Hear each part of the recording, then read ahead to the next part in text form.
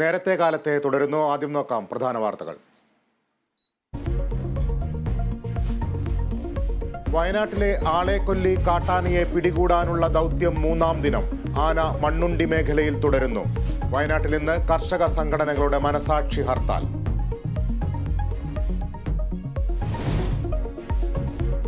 തൃപ്പൂണിത്തുറയിലെ സ്ഫോടനത്തിൽ പോലീസ് അന്വേഷണം തുടരുന്നു. അറസ്റ്റിലായ 4 പ്രതികളെ ഇന്ന് കോടതിയിൽ ഹാജരാക്കും.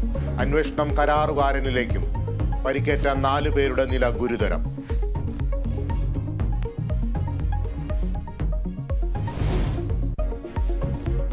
കടമെടുപ്പ് പരിധി വെട്ടിക്കുറച്ച കേന്ദ്ര നടപടിക്കെതിരായ കേരളത്തിന്റെ ഹർജി ഇന്ന് സുപ്രീം കോടതിയിൽ. അടിയന്തരമായി കടമെടുക്കാനുള്ള അനുവാദം നൽകണമെന്നാവശ്യം. സാമ്പത്തിക പ്രതിസന്ധിക്ക് കാരണം കേരളത്തിന്റെ ധനകാര്യ മാനേജ്മെന്റിലെ പരാജയമെന്ന് കേന്ദ്രം. മസാല ബോണ്ട് കേസിൽ തോമസ് ഐസക്കിന്റെ ഹർജി ഹൈക്കോടതിയിൽ.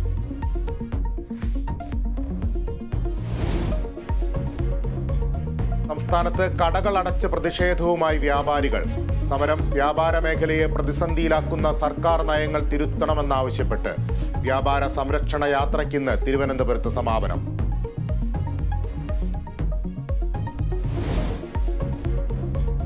ISL-ൽ കേരള ബ്ലാസ്റ്റേഴ്സിന് തോൽവി. പഞ്ചാബ് FC-യുടെ വിജയം 1-3 ഗോളുകൾക്ക്. പോയിന്റ് പട്ടികയിൽ ബ്ലാസ്റ്റേഴ്സ് 3-ാം സ്ഥാനത്ത് തുടരുന്നു.